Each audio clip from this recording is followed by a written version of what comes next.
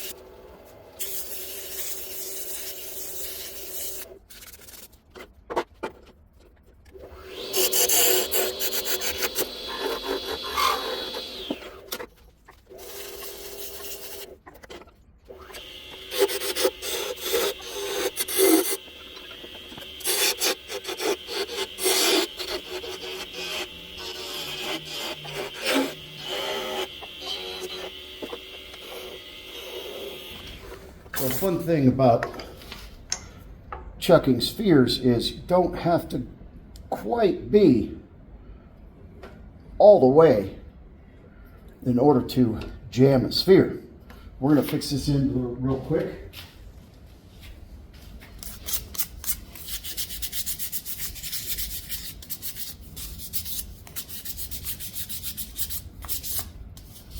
And it's a little bit off, but that's not going to be enough to have an adverse effect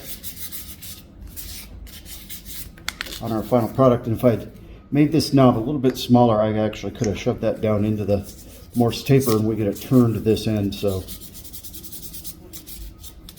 note to self, make the ball on the end a little bit smaller.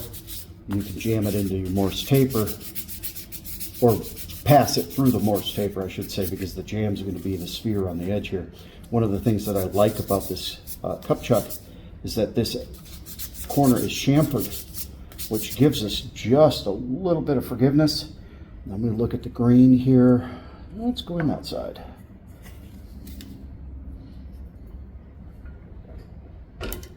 And as long as we are patient we should be able to work with this without launching it out of the cup chuck.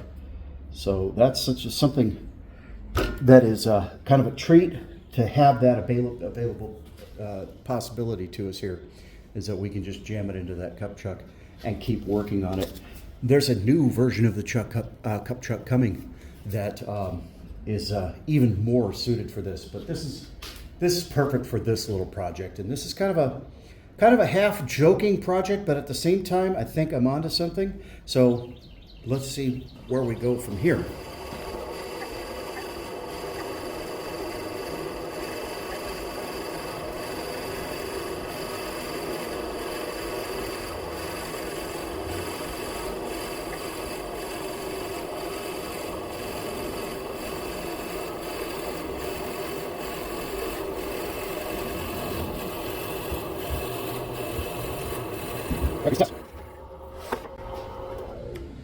Beautiful. Now, of course, we need to flatten that edge out and hollow a little bit more. But what we have is perfect mortise sides here that we're going to be able to cut threads into. And you'll understand in a few minutes where we're going with this. It's kind of funny.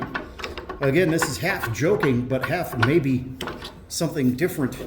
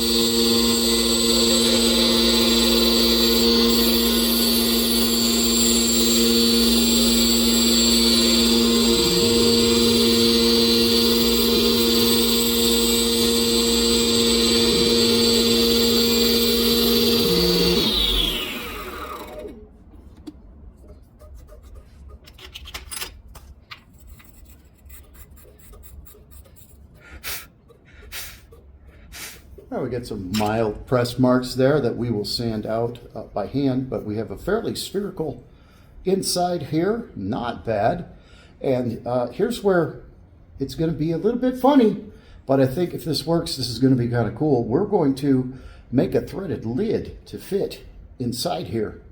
Just wait, you'll understand. Round surface to work with here.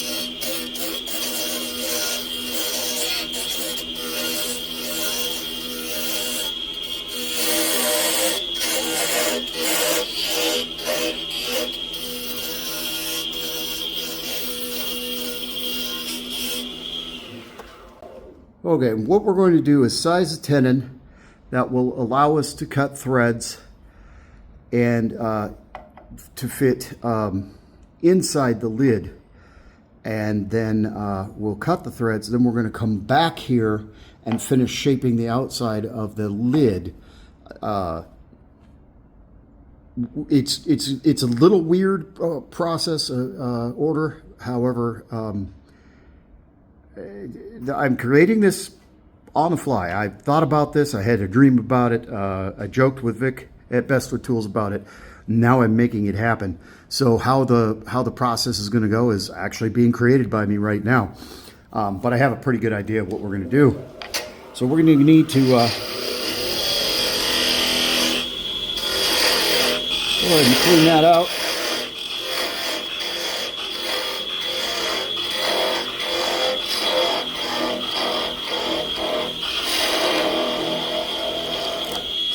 Get rid of that.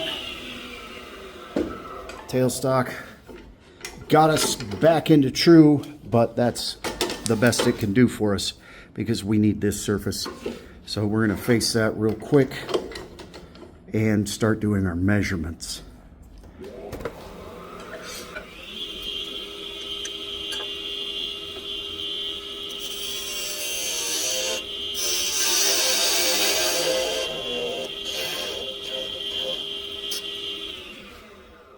Okay, we are cutting 12 pitch thread. So what this measurement is really isn't important, except that we need to measure to the peaks of the female threads, which is right there. Now, instead of now having to do math, because we're using a digital caliper, we can just clear it and open it an additional 92 thousandths of an inch. That is twice the depth of 12 pitch threads, which are 0.046. 0.046 times 2, 0.092. So we're not really mathing, we're just counting up from 0. That is the width of our tenon. We'll slow the lathe down, touching just this toe here.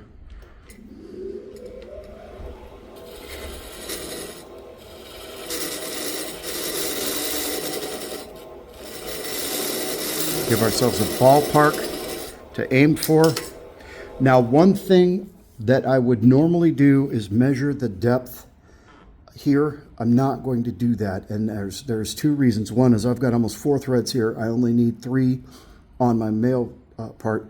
And the second is I want there to be a bit of a flat on the lid where it will match a little bit overhang. I want a tiny bit of overhang, and you'll understand where I'm headed with that with my design here shortly.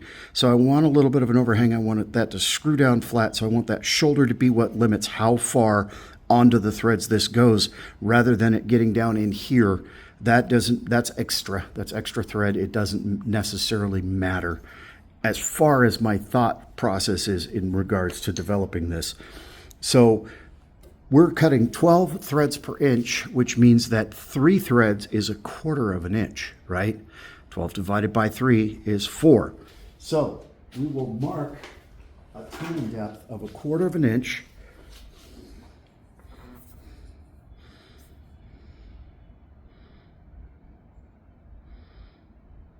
And once all is said and done, we're not actually going to cut a full 1/4 of an inch deep. We'll cut probably 2 threads. But again, there's an intent behind that. This certainly isn't going to be necessarily a high impact use device. So we might go a little bit past that, but we kind of want our shoulder ballpark right in there. We don't need to go much deeper than that. We'll probably make it a little bit wider just so there's a little more thread depth, but not terribly. So let's cut that to fit.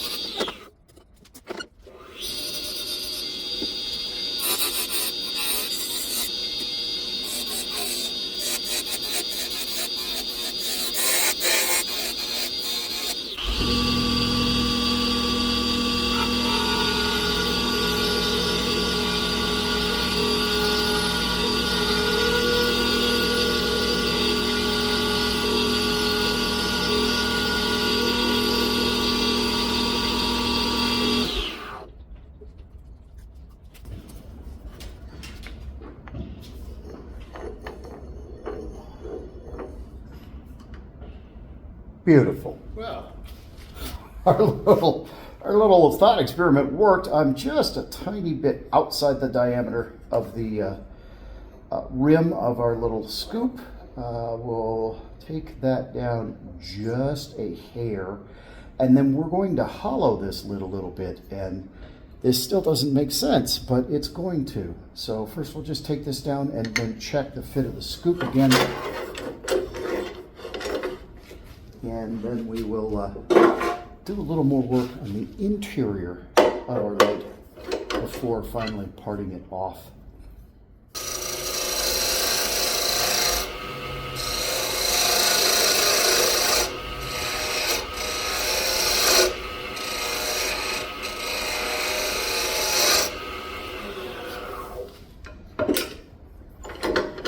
That looks like it probably fit our diameter exactly. What we're looking for here. Beautiful. Like it. We've got good clean threads.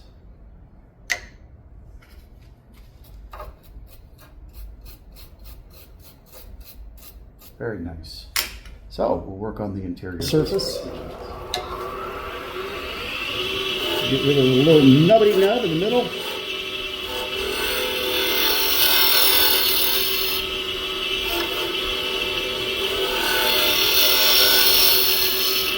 Now, I do have to say something here about food safe finishes.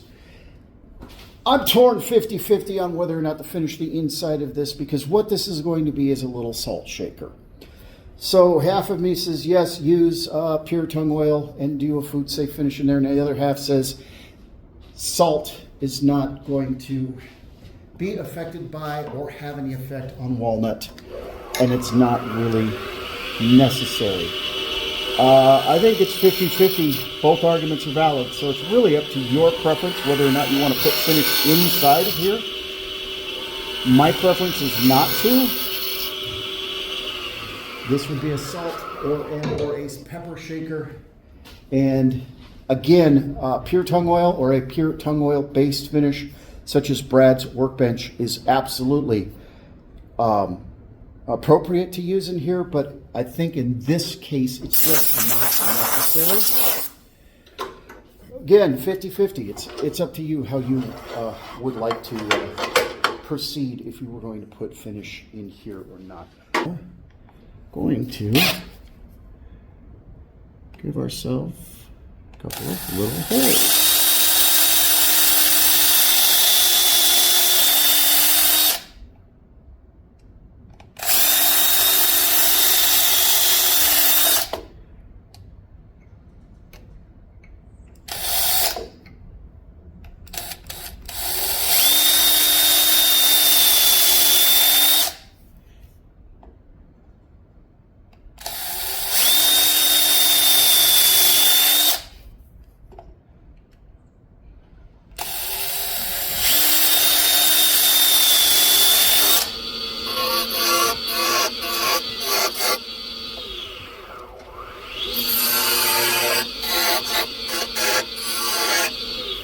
Where are the holes?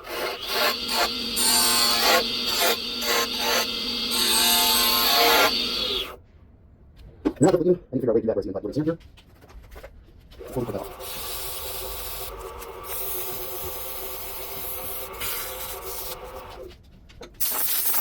We're going to have a shot. See you. Finish that part. Oh, yep, go to a hole.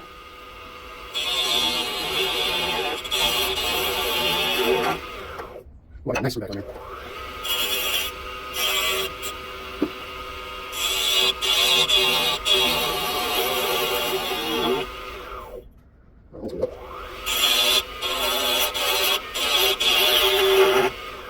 There we go. All right, a bit more process. What are we going to do there?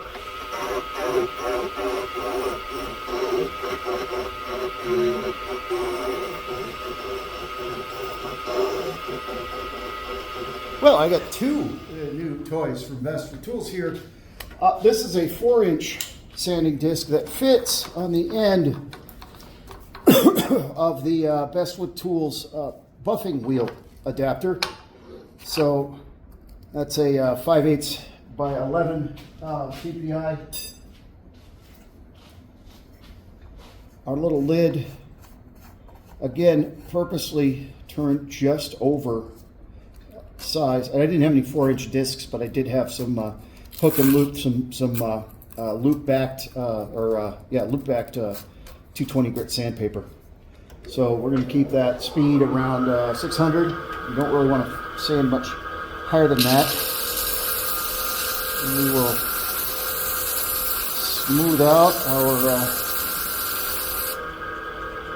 little lid, and the little press marks there.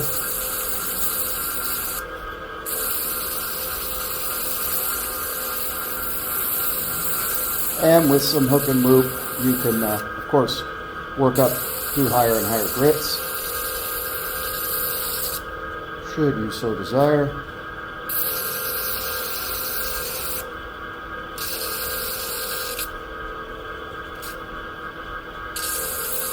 Now, I don't want this lid to match up perfectly because then you wouldn't be able to unscrew it. And you could do some other things. You could put a slot in it or whatever. But again, this is just a kind of a silly idea that I thought about and thought, well, wait, what if? And so I decided to make it happen.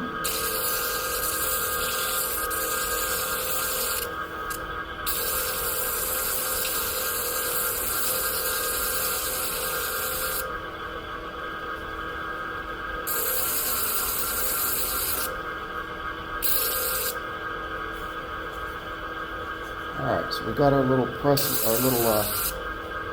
impressions from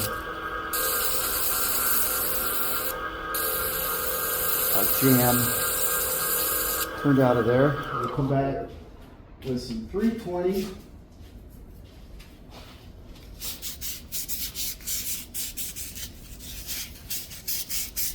So we're just going to use some pure tung oil to finish this. Again, wanting food safe and of course water resistant.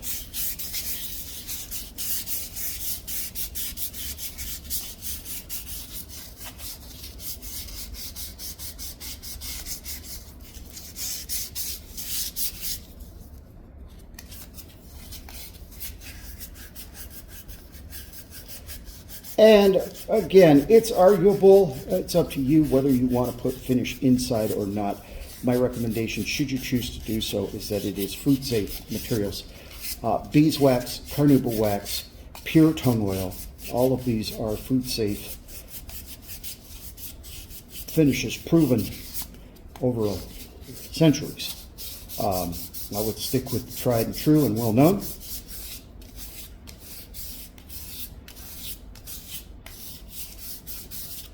Oh, let me rub this with a little bit of pure tung oil, and we'll come back and we'll look it over and talk about it. Well, here's the final result. A fun little project, really.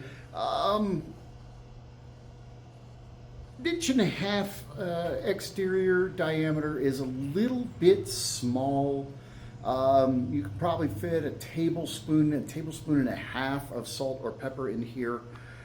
So definitely a larger scoop would probably be a little bit more effective of a little salt shaker, but the concept is there. The idea is a functional idea.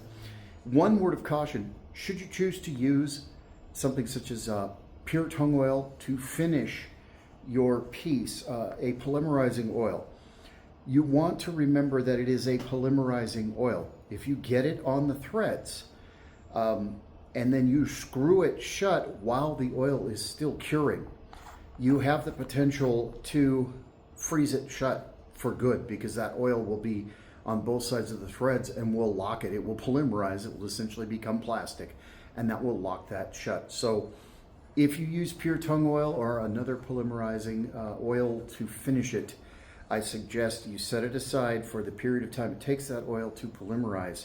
Set it aside and apart in two pieces so that the threads can firm up and polymerize independently of each other so that it doesn't become one piece. However, The idea works. The concept is a good one.